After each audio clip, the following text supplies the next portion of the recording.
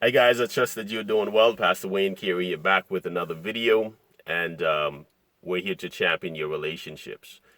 When we're talking today, we'll talk about defrauding your spouse from intimacy, defrauding your spouse from intimacy.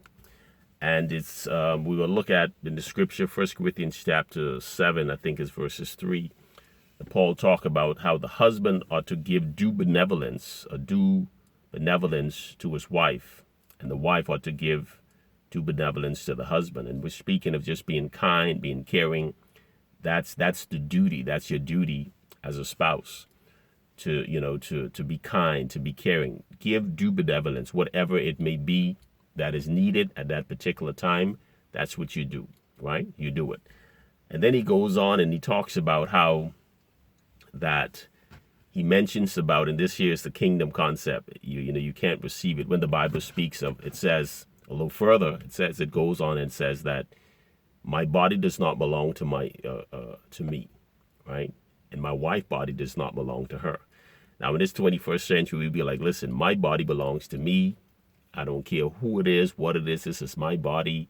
We got woman lib and we got men movements, and we just feel that we got our own principles we're living by, and we really don't care about it. But this is something. This is kingdom concept. You have to have the mind of Christ to receive it.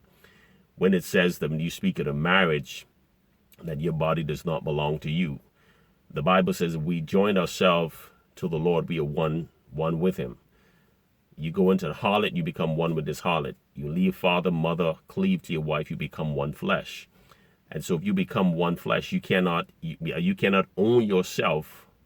You can, if you want to own yourself apart from yourself, then fine, do that. But you cannot own yourself when you are in a relationship or in a marriage, because you are one. And so that's the concept, what he's saying. So you are one. And so your body does not belong to you in marriage. Your body belongs to the husband. The husband body does not belong to him. It belongs to you.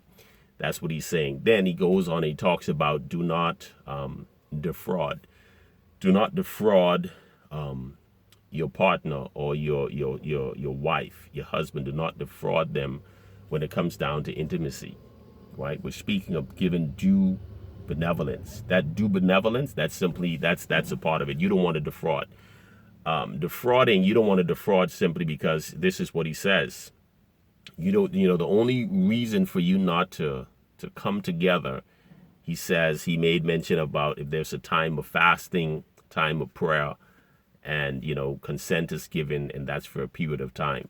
And so after that period is over, then you come back, so that it says, so that Satan would not tempt you because of your lack of discipline in that particular area. So this is what it says. You don't want to live in your marriage defrauding. And want to say this, you don't want to use manipulation when it comes to to sex. The husband loves sex, he needs sex. This is a part of what marriage is about.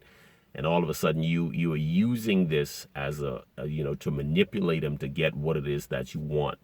And when those type of games are played in the marriage, then you're looking for that marriage to you're opening that marriage, or opening up that door for a lot of things to happen that is that would be that's going to be contrary in terms of what God expects out of that. And so just drop in today to encourage you. Do not defraud your spouse. Do not defraud them. Give due benevolence to them. That's due to them.